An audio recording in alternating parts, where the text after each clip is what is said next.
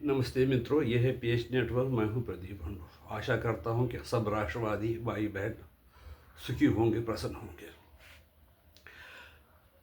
कल भारत में European commission की जो प्रेसिडेंट है उर्सुला वॉन डर लेयन, वो इंडिया पहुंची थी। उनके साथ और भी कई लोग हैं जो कि यूरोपियन यूनियन के बड़े पदाधिकारी हैं। उसमें एक फेमस है एंटोनियो कोस्टो, जो कि यूरोपियन जो काउंसिल है उसके प्रेसिडेंट है। जब दावोस में उनकी मीटिंग हो गई थी, सब जो बड़े देशों की मीटिंग हुई थी, जिसमें भारत ने पार्टिसिपेट नहीं किया था और जिसमें कि वो पाकिस्तान वगैरह सम्मिलित हो गए थे, और उन्होंने गाज़ा फंड के लिए वो मीटिंग के जो पीस बोर्ड है वो बनाने के लिए कुछ हस्ताक्षर वगैरह कई देशों ने किए, जिसमें यूरोप का खाली एक देश शामिल था, बाकी थे मिडल ईस्ट वगैरह के देश, जिसमें खासकर सारे मुस्लिम देश थे। वहाँ पर उन्होंने ये बयान दिया उर्सुला ने कि हम भारत जा रहे हैं, वहाँ की जो रिपब्लिक डे परेड है उसमें हमें चीफ गेस्ट के रूप में बुलाया गया था, हम इस पार्टिसिपेट करेंगे और उनके साथ एक ट्रेड डील हो जाएगी। उसको mother of all trade deals कहा जाएगा। वैसे तो यूनाइटेड स्टेट्स ने कोई रिएक्शन नहीं दी इस तरह से, लेकिन कुछ ऐसे इशारे दिए स्कॉट बेसेट वगैरह ने कि अगर आप भारत यूरोप के साथ ही ज़्यादा नज़दीकियाँ बढ़ाता रहा, जिससे कि अमेरिका को हानि पहुंचेगी, तो हमें कुछ उसके बारे में सोचना पड़ेगा। परंतु यूरोपियन यूनियन भी उतनी परेशान है जो इस वक्त डोनाल्ड ट्रंप प्रेसिडेंट है उनके एक्शन से, जैसे टैरिफ लगाने की धमकी, ग्रीनलैंड अमेरिका के हवाले कर दो, जबकि इनका जो नेटो है उसमें वो सब देशों ने ये आपस में एक दूसरे को ये वचन दिया है कि जब एक दूसरे पे हमला होगा तो हम एक दूसरे की रक्षा करेंगे, और अगर हुआ तो जंग में पार्टिसिपेट करेंगे। उल्टा क्या हो रहा है कि एक जो नेटो देश है अमेरिका, वो यूरोपियन देशों को कहता है कि आपने क्या किया है, जो आप हमेशा नाटो जो है हमारी कृपा पर ही जिंदा रहा है। और यूरोपियन यूनियन को अमेरिका ने इतना मजबूर किया, एक तो रशिया पर पाबंदियां लगवा दी, और जो देश रशिया से कारोबार करते हैं वो खुद तो लगाई पाबंदियां, और उनको भी कहा कि हिंदुस्तान पे या दूसरे देशों पर पाबंदियां लगाओ। एक दूसरा चिंता का कारण यूरोपियन यूनियन का जो चीन है, जो कि फैक्ट्री ऑफ द वर्ल्ड है, सप्लाई चेन का एक मेन हिस्सा है, वो भी जो कभी कभी जो अपने जो एक्सपोर्ट वगैरह उन पर भी वो अपनी स्ट्रेटजी के लिए, अपने फायदे के लिए कभी कभी इस्तेमाल करता है। उससे अमेरिका भी परेशान है, जैसे कि रेयर अर्थ मटेरियल वगैरह के लिए चाइना ने अमेरिका को मना कर दिया था। ये परेशानी यूरोप को भी है। यूरोप के साथ एक और समस्या है कि अगर जितने वो संबंध चीन के साथ बनाना चाहते हैं, पहले से ही उनके साथ इटली के बड़े रिलेशंस है, जर्मनी के साथ बड़े रिलेशंस अच्छे हैं, लेकिन वो है कि चीन की एक बुरी आदत है कि वो सारा जो सस्ता माल डंप कर देते हैं, जिससे कि वहाँ की यूरोप की सारी इंडस्ट्रीज खराब हो जाती है। उससे क्या हुआ कि वहाँ का जो घरेलू है, वहाँ पर जॉब लॉस, उनमें खासकर जो यूरोपियन यूनियन की उसमें कोई तेल नहीं निकलता है, और भी कोई उनके पास टेक्नोलॉजी है जो जिसके सहारे वो दुनिया पर राज करते रहे हैं। यहाँ तक कि सब ये जो देशों ने, फ्रांस, इंग्लैंड, स्पेन, पुर्तगाल, उन्होंने सारे विश्व पर कब्जा करने का प्रयास किया है। इसमें से कई, जैसे इंग्लैंड सफल हुआ सारे भारत पर कब्जा करने के लिए, वो सफल रहा।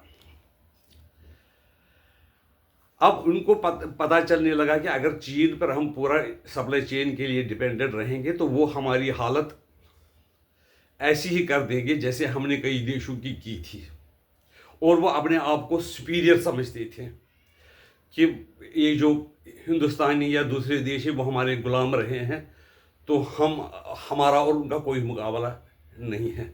अब जब उनकी जान की लाले पड़ गए, अमेरिका ने अपना रुख दिखाना शुरू किया। वही समझते हैं कि आगे जाकर अगर डोनाल्ड ट्रंप जैसा कोई प्रेसिडेंट आ गया तो हमें और परेशानी होगी।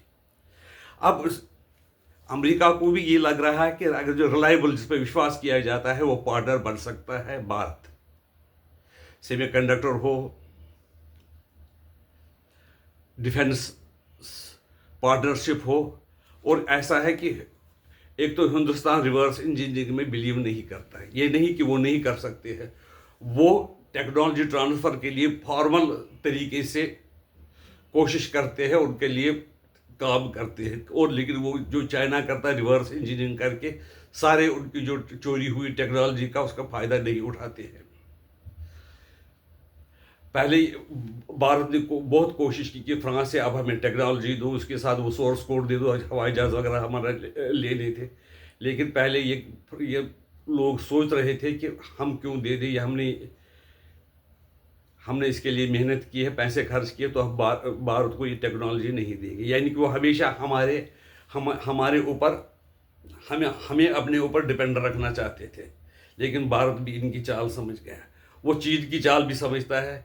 इसलिए ज़रूरत के वक्त उसे चीन के साथ भी संबंध बनाए, जो यूरोप के साथ भी संबंध बनाए। यूरोप को पता चला है कि अगर अब हमें ज़िंदा रहना है तो हमें मार्केट चाहिए। इसमें उर्सुला वॉन डर लेयन ने बयान दिया था कि अगर हम भारत के साथ डील करेंगे तो ये मदर ऑफ ऑल डील्स होगी, यानी कि उससे 2 बिलियन लोगों को फ़ायदा होगा। 1.5 बिलियन हिंदुस्तान का और 50 करोड़ यूरोपियन यूनियन के, उनको फ़ायदा होगा। इतना बड़ा मार्केट उनको यूरोपियन यूनियन को मिल रहा है। हिंदुस्तान को भी जो एक्सपोर्ट्स वगैरह करते हैं टेक्सटाइल में, इलेक्ट्रॉनिक्स में,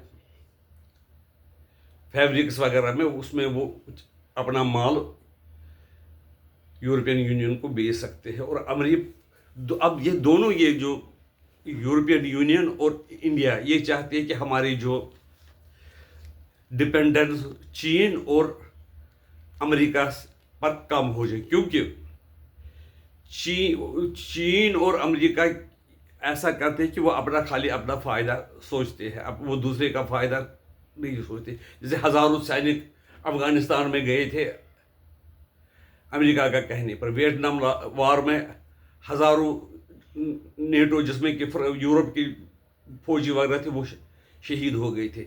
फिर भी अमेरिका कहता है ये सारा हमारे कारण हुआ। अब वो कहता है कि हमें ड्रीमलैंड चाहिए, हमें ड्रीमलैंड दे दो, यानी कि अमेरिका पर कोई विश्वास नहीं है। आगे वो कह सकते हैं कि इंग्लैंड जो है, इसमें भी हम अंग्रेज़ रहते हैं, आप भी अंग्रेज़ हो तो आप हमारा हिस्सा हो। और 100 साल के बाद कहेंगे ऑस्ट्रेलिया भी, जिसमें अंग्रेज़ लोग ज़्यादा रहते हैं, वो भी अमेरिका का ही हिस्सा है। इसलिए अमेरिका पर डिपेंडेंस कम करना चाहता है यूरोपियन यूनियन भी और इंडिया भी। इंडिया ने बहुत ज़्यादा पेशेंस से काम लिया। जैसे कि अमेरिका ने टैरिफ लगाए तो हिंदुस्तान ने कोई जवाब नहीं दिया, लेकिन दूसरे देशों के साथ उन्होंने कारोबार बढ़ाने का प्रयास किया, जिससे ये फ़ायदा हुआ कि जो अक्टूबर से लेकर दिसंबर तक एक्सपोर्ट्स इंडिया के बढ़ गए। जो पहले अमेरिका को जाते थे उससे ज़्यादा एक्सपोर्ट्स इंडिया के, भारत के बढ़ गए। तो अमेरिका को लगने लगा कि ये हम उनको अपने चंगुल में फंसाने की कोशिश कर रहे हैं, उनको दबाव डालने की कोशिश करते, उनको मजबूर करते हैं कि हमारे हिसाब से चलो, तो वो नहीं चलते। पहले कहा था कि रशिया से आप तेल ले रहे हो, आपको एक कतरा भी तेल वहाँ से नहीं लेना है, तो आपने वो हमारी बात नहीं मानी। अब 25% हम आपको पेनल्टी के लिए अतिरिक्त टैरिफ लगाएंगे। अब वो अमेरिका के जो फाइनेंशियल सेक्रेटरी है स्कॉट बेसर, वो कह रहे हैं कि भारत ने रूस से तेल कम कर दिया है, जो कि बिल्कुल सच नहीं। उनकी ज़रूरत के हिसाब से भारत ने रशिया से तेल लिया और अमेरिका से भी कुछ प्रतिशत तेल उन्होंने खरीद लिया।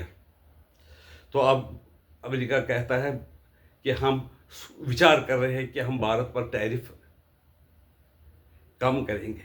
पहले यूरोप के साथ भी हमें देखना है कि हमने 16 साल यूरोप के साथ एफटीए के लिए बातचीत की, लेकिन यूरोपियन यूनियन ने भी बिल्कुल अपने फायदे के हिसाब से सोचा और वो अपने हिसाब से हिंदुस्तान के साथ एफटीए करना चाहते थे। लेकिन हिंदुस्तान ने, जो भारत ने पेशेंस दिखाई, उनके साथ भी नेगोशिएशन करते रहे, अमेरिका के साथ भी नेगोशिएशन करते रहे।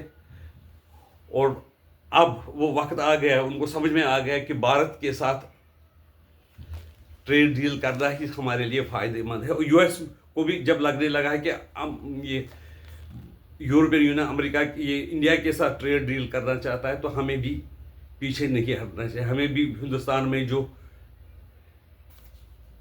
लोग हैं, उनकी जो कैपेसिटी है, परचेजिंग कैपेसिटी है, वो इतनी बढ़ गई है कि हमें भी वहाँ से फ़ायदा हो सकता है।